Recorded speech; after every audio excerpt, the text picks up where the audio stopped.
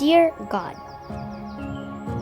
when Miss Hall said we were going to choose pen pals who were seniors, I wasn't sure if it was a good thing. I mean, yeah, I wanted to make friends with someone who had lived through a lot. But I really didn't know what to say. Mom said I should try and trust you to see what you would do. I remember getting the first letter from Mr. Bush. He said he didn't know what to say either, but he thought it would be a good time to make a new friend. I just told him what I liked doing, that I was practicing for band, that I liked to camp, and that I wanted to someday travel all around the world. He said that he had camped a lot when he was a boy, and he had been to some faraway places. Every time I got a new letter, it was like reading a good book. I learned stuff and there was a story, but this time it was a real person. Do you know he flew in a plane over the Alps? He's been a lot of places, and he has tons of great stories. I even told him about this journal, and he said it was a great idea, and he thought he would start one. Well, last month, he told me his birthday was coming up. That's when I asked Mom if we could see him on his birthday. Surprise him with a present or something. She thought it was a great idea. God, I think meeting Mr. Bush was the best day of my life. He loved the picture. And he told me more about the stories. And he showed me the journal he started. It's a lot like mine. God, thanks for my new friend. Mom was right. You did this. Love, Benjamin.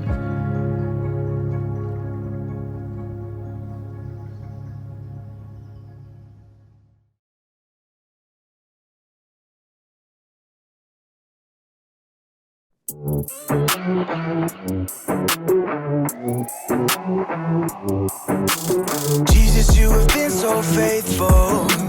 Jesus, you have been so true. I will be forever thankful, 'cause I never had a friend like you. Help me to be who you've been to me, to everyone I see. Let us love one another with a love like no other yet. That's the way you love us, God. Never turn away, you are with us every day, yeah. That's the way you love us, God. Your love is always been beginning to end. There's never been a better friend. So let us love one another with our love like no other, yeah. That's the way you love us, God.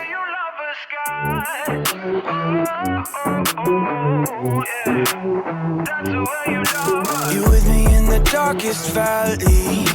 You with me on the mountaintop. I'm thankful that you never leave me, and that your love will never stop.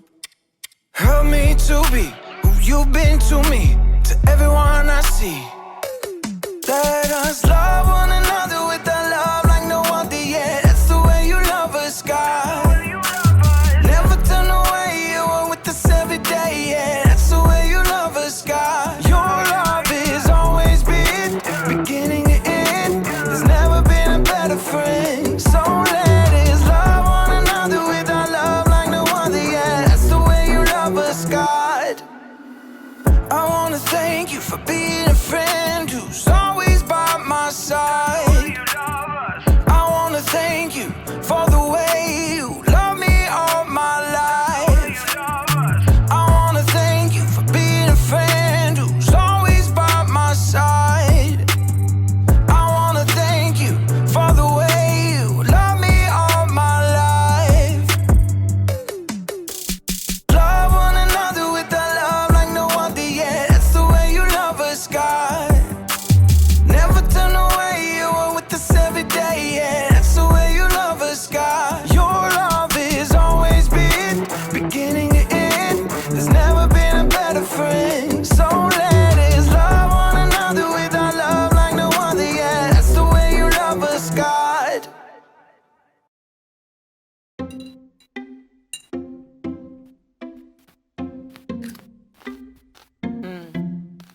Welcome to Story Lab. This week, we're talking about friendship. And we take a look at one of the most important things to keep a great friend. This episode of Story Lab is now in session.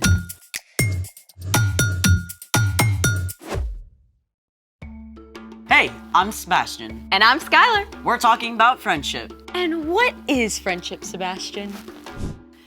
It's using your words and actions to show others you care, Skylar. Ding, ding, ding. We have a winner. I win? Yes, go me! What did I win for? I mean, all I did was define friendship. Anyone who can be a good friend is winning. So, do I win anything? Well, I was thinking, how about you win the amazing opportunity to decide what we're doing today? Wait, I thought you were supposed to figure that out. I got as far as this pickle jar and then I got stuck. Look, I was really tired and then I decided to Google and then I got totally sidetracked by a cat video and I'm really sorry. Can you please forgive me? Stop right there. I need to fully take in this moment. What? The moment where you don't have everything completely perfect and put together. Mountaintop experience, huh? It's amazing. Okay, now you've had your little moment. Can you help us out with the situation that does not feel very harmony-us? Trust me, my friend, I am hatching a plan. Good. What is it? Oh, I remember doing this a lot as a kid. Tapping on a jar filled with brine? More or less. So, let's make it! Should I pour this out? Nope, keep that jar right there. Okay, yes, sir. What are we doing? Step 1, line up 7 clear jars. It's easier if they're all the same size. Step 2, fill the first jar just below the rim.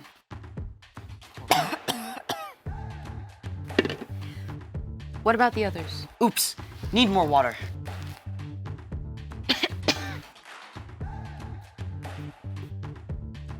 Okay, I'm back.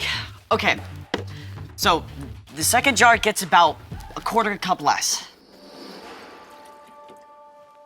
Hey, what happened to my water? Oh, sorry, I didn't realize it mattered exactly You how drank much. the experiment? I was thirsty after all those pickles! You do the rest. Sorry. Okay, how much? Just a quarter cup less in each jar. I'll go get more water. Are we ready? You know, it should be possible to complete a scientific experiment without food coloring. Possible, yes. Fun, no. You don't have to add rainbow food coloring, but it can help you remember which note is which. See, we already have a green.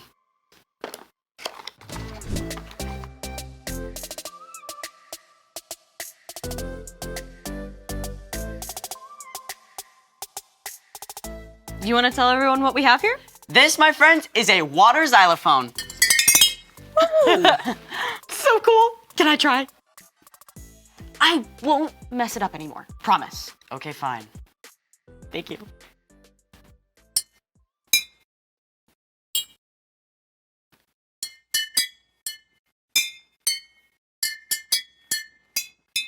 Thank you. Wait, it's your birthday? In like 7 months. You play something.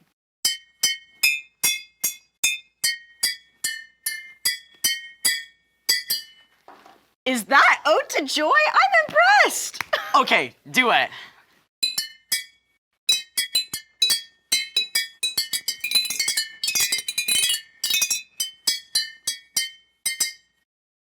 I'm not sure if that was harmony. But it was fun. Does that mean you forgive me for messing things up? Yeah, I guess. Which reminds me, it's time for... The story before the story. Today, we're in the book of Colossians. Colossians is one of 21 letters in the New Testament, written by the leaders of the early church to new Jesus followers. The apostles wanted everyone to know about the radical new way Jesus wants us to live. In the Roman Empire, people like women, children, poor people, and enslaved people were viewed as worthless, with no hope of something better. But within the church, All people were viewed as equal because the believers knew that God loves everyone. but the Apostle Paul heard that some false teachers were spreading lies about who Jesus is and what it means to follow him. So Paul wrote a special letter to set the record straight. Which is where our story starts. Take it away. Hey everyone, I'm Padma. The Apostle Paul was pretty upset when he discovered false teachers were spreading lies about Jesus. So, even though he was under house arrest at the time, he wrote a letter to remind them of the truth. The Son is the exact likeness of God who can't be seen. The Son is first, and he is over all creation. Paul made it clear Jesus shares God's power, and that it's only through following Jesus that we can live a life pleasing to God. Toward the end of the letter, Paul got down to the nitty-gritty of what that looks like. Put up with one another. Forgive one another if you are holding something against someone. Forgive, just as the Lord forgave you. Short and sweet, huh? But wow, there's a lot packed inside. First off, put up with one another. That means treating each other with kindness, even if your friend doesn't agree with you about everything. Let's be real. People are gonna do and say things that bug you, even your friends. If you turn your back on everyone that annoys you, you're gonna be awfully lonely. Now, let's take a look at the second part of the verse. Forgive one another if you're holding something against someone. Okay, let's say you're in PE class and your friend picked someone else for the team when you thought they should have picked you. At first, it just bugs you a little, like a pebble that got stuck in your shoe. But after you think about it for a little, what your friend did seems to get bigger and heavier until it's like a giant weight that you're carrying. As long as you keep thinking about it and holding on to that weight, it will get between you and your friend. In fact, if you don't let it go, you may lose your friend altogether. Not only that, but holding on to this heavy weight takes up all your energy for doing other things too. Thankfully, God made a way for us to let go of whatever we're holding against our friends or anyone else. Paul wrote in his letter to the Romans, "But here is how God has shown his love for us. While we were still sinners, Christ died for us." God did not wait for us to get our act together before coming to rescue us. Instead, Jesus chose to give up his life for us while we were still a mess. God moved first to make a way for us to be forgiven. And because of that, we don't need to demand that someone else get it right before we choose to forgive. When you choose to forgive, it's like you're letting go of that huge, heavy weight, and there's a much better chance that your friendship can be repaired.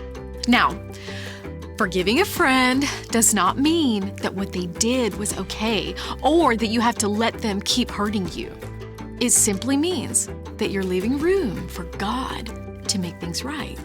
You don't have to carry around that heavy weight anymore. When you choose to forgive your friends, you may find that they're more ready to forgive you too. Let's see our verse all together again. Put up with one another. Forgive one another if you're holding something against someone. Forgive just as the Lord forgave you. Paul went on to write, "Let the peace of Christ rule in your hearts. As parts of one body, you were appointed to live in peace." We can only live in true peace and friendship with others when we make the choice to let go and forgive. The end. Wow, that's a hard one. Yeah, I mean, I hardly ever feel like forgiving. It's easier to keep focusing on how someone has wronged me. That's right. Forgiveness has to be a choice. So, what's our part in the story? Paul wanted the Colossians to see just how important Jesus is. And when you're following Jesus, it becomes easier to show love to others. Like through forgiveness. Exactly. And it's often the people we're closest to and love most that hurt us, even if they don't mean to. People like our friends and family. One of the best ways to maintain your relationship is to be quick to forgive. Like if you feel like one of your friends is ignoring you, you can forgive. If a friend says something hurtful to you, you can forgive. If your friend crashed your new bike, you can forgive. Exactly. You should never let someone keep hurting you, but in many cases, forgiveness can be the glue that helps friends stick together. All you have to do is let it go, let it go. If your friends start singing overdone musical numbers, you can forgive. I think you've got it. See you next time. Bye. So here's the thing. Friends forgive one another. Thanks for forgiving me and for figuring out our experiment. Anytime. No! We're supposed to put up with each other, right? I'm not sure that includes Baby Shark. Thanks for joining us in the Story Lab. See you next time. No Baby Shark.